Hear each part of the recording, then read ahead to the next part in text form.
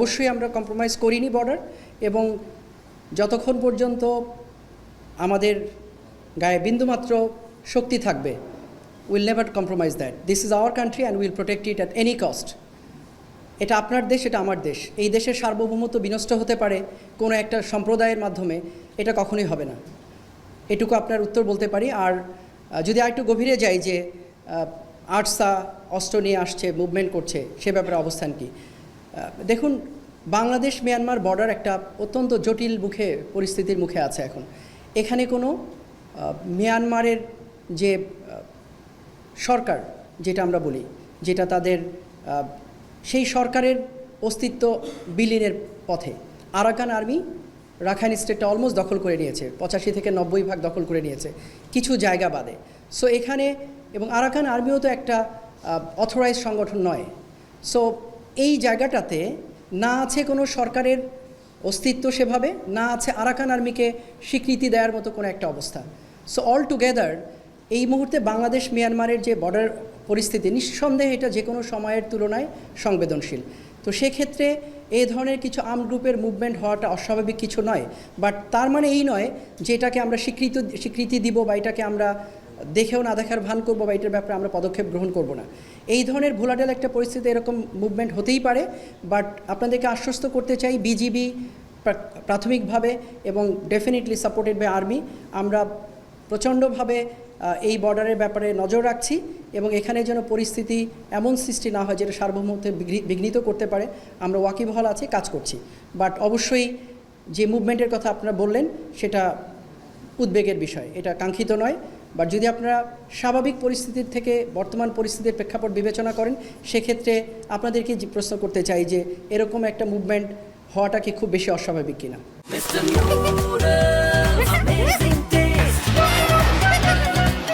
30,000 uniform পাওয়া গেল, এটার ব্যাপারে এটা কি বস্তুনিষ্ঠ নয় কিনা সংবাদটি? আমি অবশ্যই বলবো যে সংবাদটি বস্তুনিষ্ঠ, বিকজ এটা তথ্য তো নিউজ পেপারে এসছে উইথ ফটোগ্রাফস। যেটা আমি বলতে চেয়েছি যে কেএনের অস্ত্রের ব্যবহার আমরা দেখেছি পার্বত্য চট্টগ্রামে। আমাদের, আমি যদি ভুল না করে থাকি, বাই নাও আমাদের কয়েকজন সেনা সদস্য, এক্স্যাক্ট সংখ্যাটা আমার মনে নেই, অলরেডি কেএনের দ্বারা আক্রান্ত হয়েছে, মৃত্যুবরণ করেছে, অনেক আহত হয়েছে। তো সেই প্রেক্ষাপটে নিশ্চয়ই এটা একটা ভালো খবর নয়। সো যেই 30,000 ইউনিফর্মের ছবিটা আমরা পেয়েছি, সাথে সাথেই আমি ব্যক্তিগতভাবে কথা বলেছি যে এটা আসলে ব্যাপারটা কি, এটা অবশ্যই আমাদেরকে জানতে হবে যে এই ইউনিফর্মটা আসলে কেএনের বা কাদের জন্য তৈরি করা হলো। আমরা সেটা খুঁজে দেখার চেষ্টা করছি। ডিভিশন অলরেডি নিয়ে কাজ করছে। একটা জিনিস আপনাদেরকে বলতে চাই যে কেএনএ বম ভিত্তিক একটা সংগঠন, তাদের সঙ্গে হয়তো অন্যদের সম্পৃক্ততা হয়ে থাকতে পারে পরবর্তী সময়গুলোতে। টোটাল বম কমিউনিটির জনবলই হচ্ছে 12,000। সেই 12,000-এর মধ্যে ছোট বাচ্চা, আবাল, বৃদ্ধ, বনিতা সবাই সামিল। সেক্ষেত্রে এই 30,000 ইউনিফর্মেই কেএনের কিনা সেটা অবশ্যই খুঁজে দেখার সুযোগ আছে। আমরা বিষয়টা অত্যন্ত সিরিয়াসলি নিয়েছি, বিকজ এটা আমাদের নিরাপত্তার সাথে ওতপ্রোতভাবে জড়িত। আমরা খুঁজে দেখছি, এবং আপনাদেরকে নিশ্চিত করে বলতে পারি যে এটাকে আমরা খুব হালকাভাবে নিইনি। আমরা দেখছি, খুঁজে দেখছি, এবং সে ব্যাপারে যতটুকু ব্যবস্থা গ্রহণ করার অবশ্যই আমাদের পক্ষ থেকে, যেটা আমাদের দায়িত্বের ভিতরে পড়ে, নিশ্চয়ই আমরা সেটা নিয়ে কাজ করব। কোনো অফিসিয়াল ফোরামে এটাকে এক্সপ্রেস করেছি, আলোচনা হতেই পারে, সেনাপ্রধান অফিসারদের সঙ্গে কথা বলবেন, অনেক কথা উঠে আসতে পারে, অনেক আলোচনা হতে পারে। বাট এরকম কোনো অফিসিয়াল রেসপন্স কি আপনারা পেয়েছেন? মানে একটা নিউজ যদি কেউ ছাপিয়ে দেয় আর একটা প্রতিবাদ না করলে এটাকে এস্টাবলিশ হয়ে যায় কিনা আমি জানি না। প্রত্যেকটা জিনিসের যদি আমরা কন্টিনিউয়াসলি প্রতিবাদ করি বা একটা রেসপন্স দিতে থাকি, জিনিসটা কেমন দেখায় তাও আমি জানি না। বাট আমি এটুকু মনে করি যে যদি প্রয়োজন হয়, নিশ্চয়ই সেনাবাহিনী যদি লিখিত দিতে হয় বা কোথাও বলতে হয়, প্রয়োজন যদি হয় নিশ্চয়ই করবে। ইতিপূর্বেও করেছে, আইএসপিআর প্রেস রিলিজ দিয়েছে, কথা বলেছে, প্রয়োজন হলে নিশ্চয়ই করবে সে ব্যাপারে। পুশিন হতে থাকবে আর আমরা বসে থাকবো, এটা ভাবারও কোনো অবকাশ নেই। বিজিবি এটা নিয়ে কাজ করছে, এবং সরকারের সংশ্লিষ্ট যারা আছেন তারা অবগত আছেন বিষয়টি নিয়ে। ইন্টারন্যাশনাল কনভেনশন অনুযায়ী একটা পার্টিকুলার জায়গা পর্যন্ত সেনাবাহিনী যেতে পারে, তার বাইরে যেতে পারে না প্রয়োজন ছাড়া। তো এই পরিস্থিতিতে পুশিন বিষয়টি আমি মনে করি এখনও বিজিবি সুন্দরভাবে নিয়ন্ত্রণ করতে পারছে। পরিস্থিতি যদি উদ্ভব হয় যেখানে সেনাবাহিনী ইনভলভ হওয়ার দরকার হবে, সরকারের নির্দেশে নিশ্চয়ই সেনাবাহিনী সেটাতে যাবে। বাট এই মুহূর্তে BGB is managing it very nicely, এবং নিয়ম প্রথা অনুযায়ী তারা কাজটা করছে। বাট আবারও বলবো, এটা কাম্য নয়, এটা ইজ নট অ্যাকসেপ্টেড। দেশের সক্ষমতা বৃদ্ধি পাচ্ছে, সেক্ষেত্রে আমাদের প্রয়োজনীয়তাও বৃদ্ধি পাবে, খুব স্বাভাবিক। লালমনিরহাট যে বিমানবন্দরটি, এটা অনেক পুরনো একটা বিমানবন্দর, এটা আগে ছিল, ব্যবহার হয়নি, প্রয়োজনের নিরিখে সেটাকে আবার সচল করা হচ্ছে, নতুন করে কাজে লাগানোর চেষ্টা করা হচ্ছে। আপনি নিজেই বলেছেন যে ওখানে একটা ইউনিভার্সিটি করব, অ্যারোস্পেস ইউনিভার্সিটি হবে এবং এভিয়েশনের কর্মকাণ্ড প্রসারিত হবে। তো উত্তরটা এটার মধ্যেই নিহিত রয়ে গেছে, প্রয়োজনের নিরিখেই এই বিমানবন্দরটিকে সচল করা হচ্ছে এবং দেশের অ্যাসেট দেশের প্রয়োজনে ব্যবহার হবে, এটাই খুব স্বাভাবিক। এতদিন প্রয়োজন হয়নি, ব্যবহার হয়নি, এখন প্রয়োজন পড়েছে, ব্যবহার হচ্ছে এবং তার কারণে এটাকে নতুন করে সংস্কার করা হচ্ছে, কলেবর বৃদ্ধি করা হচ্ছে, সেখানে নতুন কর্মকাণ্ড পরিচালনা করা হবে। চীন এই বিমানবন্দর ব্যবহার করবে কি না, কবে ব্যবহার করবে, এ ব্যাপারে কোনো তথ্য আমার কাছে নেই। এটুকু আশ্বস্ত করতে পারি, দেশের নিরাপত্তা বিঘ্নিত হয়, দেশের স্বার্থ বিঘ্নিত হয়, এরকম কোনো কর্মকাণ্ডে কোনো দেশকে অনুমতি দেয়া বা সম্পৃক্ত করার ব্যাপারে নিশ্চয়ই সরকার ভেবে দেখবেন এবং সে ব্যাপারে পদক্ষেপ গ্রহণ করবেন। আমি মনে করি না কোনো সরকার কোনো কিছু চিন্তা না করে কোনো পদক্ষেপ গ্রহণ করবেন। সো এখনও যেহেতু বিষয়টা সামনেই আসেনি, আমার জানাও ছিল না, আপনার কাছ থেকেই জানতে পেলাম, তো আমি এটুকু বলতে পারি যে নিরাপত্তা স্বার্থ বিঘ্নিত হয় এরকম কোনো কর্মকাণ্ডে কাউকে সম্পৃক্ত করার আগে নিশ্চয়ই সরকারি সংশ্লিষ্ট সংস্থাগুলো এটা বিবেচনায় নেবেন, ভেবে দেখবেন, এটা নিয়ে মূল্যায়ন করবেন, তারপরে সিদ্ধান্ত গ্রহণ করবেন।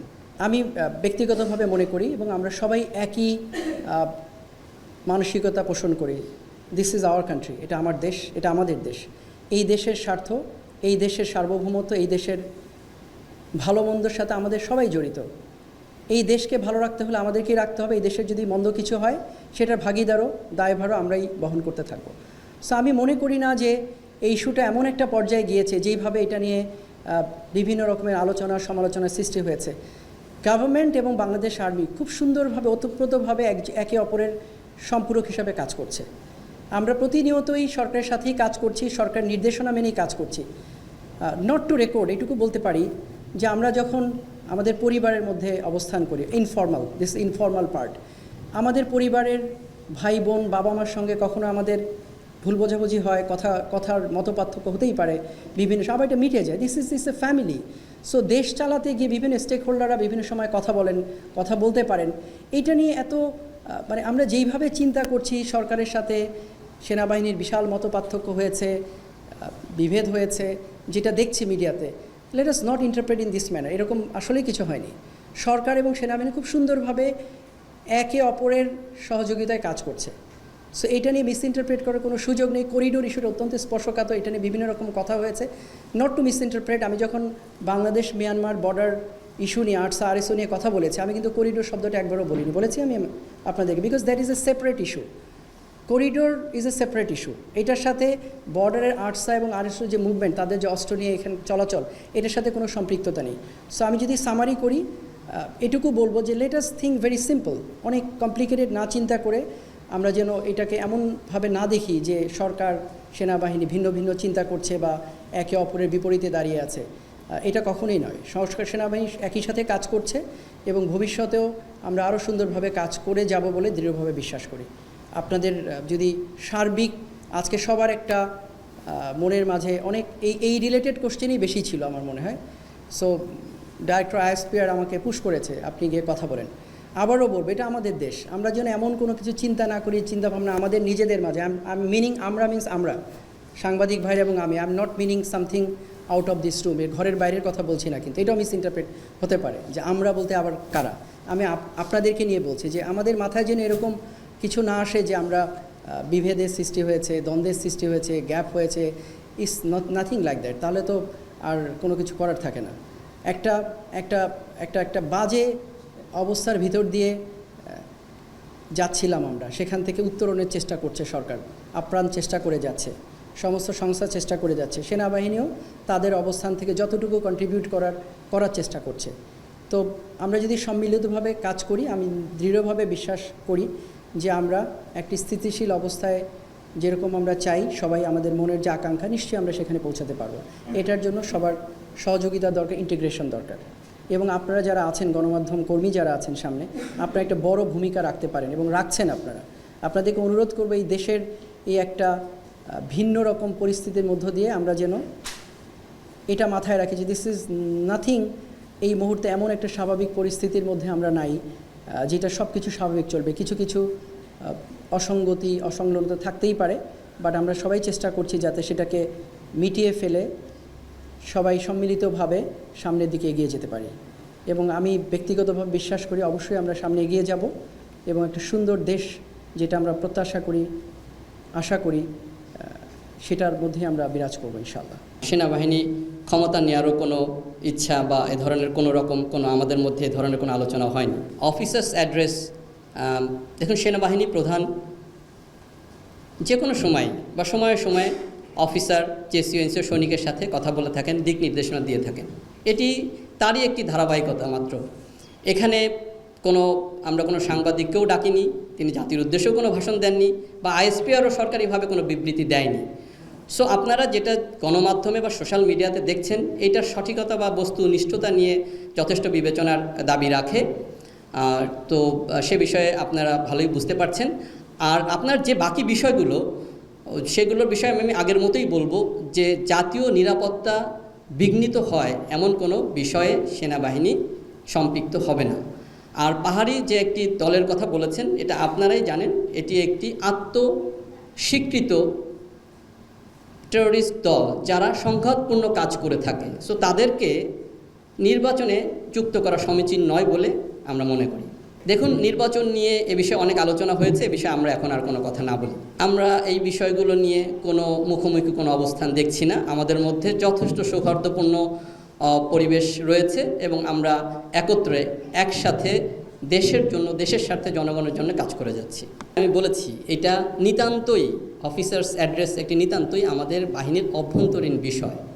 এবং গণমাধ্যমে আপনারা যেটা দেখতে পাচ্ছেন, এটা সঠিকতা নিয়ে যথেষ্ট সন্দিহান। কারণ আমরা এখানে কাউকে, যদি আমরা কোনো কিছু জানাতেই চাইতাম, তাহলে আমরা আপনাদেরকে ডাকতাম, গণমাধ্যম থাকতো, সেখানে আইএসপিআর সরকারিভাবে বিবৃত দিত। আমরা কিন্তু এগুলো কোনো কিছুই করিনি। তো এটা আমাদের জাস্ট একটা রেগুলার রুটিন অ্যাফেয়ার। সেনাবাহিনী প্রধান প্রায়ই হরহামেশাই আমাদের সাথে কথা বলেন এবং তার দিক নির্দেশনা দিয়ে থাকেন। পরিষ্কার বা মশক নিধনে সেনাবাহিনী কাজ করে না, বা উনি কীভাবে, কোথা থেকে বলেছেন, এই বিষয়ে আমাদের সাথে কোনো যোগাযোগ হয়নি। সো এই বিষয়ে আমরা কোনো তথ্য আপনাকে দিতে পারছি না। নির্বাচন নিয়ে যথেষ্ট আলোচনা সমালোচনা হয়েছে, এই বিষয়টি নিয়ে আমরা আর কোনো কথা বলতে চাচ্ছি না। আর সেনাবাহিনী ক্ষমতা নেওয়ারও কোনো ইচ্ছা বা এ ধরনের কোনো আমাদের মধ্যে এ ধরনের কোনো আলোচনা হয়নি। সো এই বিষয়ে আমরা কোনো তথ্য আপনাকে দিতে পারছি না। দেশের সার্বভৌমত্ব রক্ষার জন্য বা নিরাপত্তা রক্ষার জন্য আমরা সর্বদা সেনাবাহিনী একত্রে এবং একতাবদ্ধ হয়ে কাজ করে আসছি এবং ভবিষ্যতেও আমরা দেশের জন্য, দেশের নিরাপত্তার জন্য দেশের মানুষের সাথে কাজ করে যাব। এখন আরাকান আর্মির সাথে আমাদের সরাসরি কোনো যোগাযোগ নেই। আপনারা যেটা গণমাধ্যমে দেখেছেন, সেটা সঠিকতা বা বস্তুনিষ্ঠতা নিয়ে যথেষ্ট বিবেচনার দাবি রাখে। তাদের সাথে আমাদের সরাসরি কোনো যোগাযোগ নেই। কুকিচিন একটি বোম সম্প্রদায় কেন্দ্রিক প্রতিষ্ঠান বা অর্গানাইজেশন, এবং আপনারা কি জানেন যে তাদের টোটাল সংখ্যা হচ্ছে 12,000 জন। তো 12,000 জন কীভাবে 30,000 ইউনিফর্মের জন্য করে? তো সোশ্যাল মিডিয়া বা যে কোনো মিডিয়াতে আপনারা যে তথ্যগুলো পান, আসলে এগুলোর সঠিকতা বা এগুলোর বস্তুনিষ্ঠতা যাচাই করার যথেষ্ট সুযোগ রয়েছে। তো এই একটা ইনফরমেশন থেকে আপনি বুঝতে পারেন যে 12,000-এর মধ্যেও তো সবাই আবার সশস্ত্র বা আর্মড গ্রুপের সাথে সংযুক্ত নয়।